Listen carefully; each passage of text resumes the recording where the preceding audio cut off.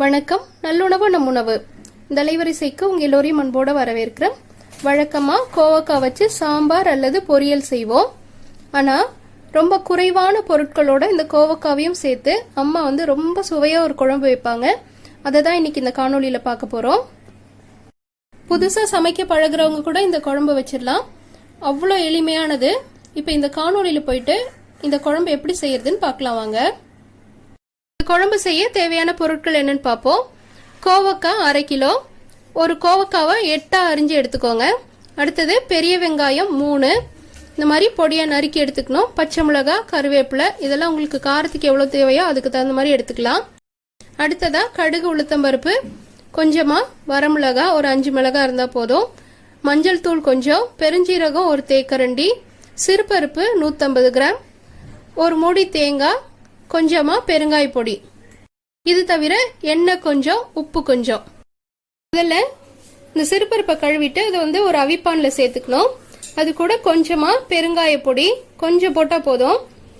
கூட கொஞ்சமா மஞ்சள் பொடி ஒரு 1/4 தேக்கரண்டி அளவுக்கு. அடுத்ததா கொஞ்சமா உப்பு, ஒரு அரை உப்பு மட்டும் இப்ப போட்டுக்கலாம். உப்பு சேர்த்துட்டு இது மேலேயே பச்சை மிளகாய், நம்ம எடுத்து வச்சிருக்கிற கோவக்காய் இது எல்லாத்தையுமே சேர்த்துடலாம். பருப்பு காய் எல்லாத்தையும் சேர்த்த பின்னாடி நம்ம பருப்பு அளந்து எடுத்த கிண்ணத்தாலேயே 2.5 கிண்ணம் அளவுக்கு மட்டும் தண்ணி இதுல சேர்த்துக்கலாம். கொஞ்சம் தண்ணி இருந்தாலே போதும். இந்த பருப்பு வெந்து வர்ற ஆவியிலேயே இந்த காயும் வெந்துடும். இப்ப இத அடுப்புல வச்சு 4 ஆவி வர்ற அளவுக்கு வேக வச்சு எடுத்துக்கலாம். அடுத்ததா இந்த தேங்காய், அது கூடயே ஒரு தேக்கரண்டி அளவுக்கு பெருஞ்சீரகம், இது ரெண்டுமே சேர்த்து விழுதா அரைச்சி எடுத்துக்கணும். 4 ஆவி வந்ததும் அடுப்பை நிறுத்திட்டு ஆவி அடங்குற வரைக்கும் விட்டுருங்க. ஆவி அடங்கிருச்சு. இப்ப இந்த அவிப்பானை திறந்து பார்ப்போம். எல்லாம் சேர்ந்து அழகா வெந்துருச்சு பாருங்க. இத நல்லா ஒரு கரண்டி போட்டு ஒன்னா அந்த மாதிரி கிண்டி எடுத்துருவோம். இந்த பருப்பு எவ்வளவு கெட்டியா இருக்கு பாருங்க. இதுல நமக்கு குழம்புக்கு தேவையான அளவுக்கு தண்ணி சேர்த்துக்கலாம். இந்த குழம்பு எந்த அளவுக்கு தண்ணியா இருக்கோ அந்த அளவுக்கு சுவையா இருக்கும். தேவையான அளவு தண்ணி சேர்த்து கிண்டி விட்டுட்டு உப்பு சரியா இருக்கான்னு பாருங்க. பத்தலைன்னா தேவையான அளவு உப்பும் சேர்த்துக்கோங்க. தேங்காய், பெருஞ்சீரகம் இது ரெண்டுத்தையும் சேர்த்து விழுதா அரைச்சி எடுத்தாச்சு. அடுத்ததா அடுப்புல ஒரு பாத்திரம் வச்சுக்கோங்க. அந்த பாத்திரத்துல தாளிக்கிறதுக்கு கொஞ்சமா எண்ணெய் சேர்த்துக்கலாம்.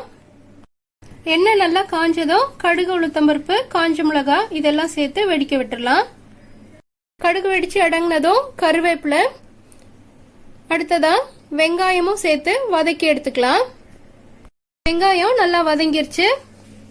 ஏற்கனவே கரைச்சி வச்சிருக்கிற பருப்பு கோவக்காவை ஒரு முறை கரைச்சிட்டு இந்த வெங்காயத்தோட சேர்த்துடலாம்.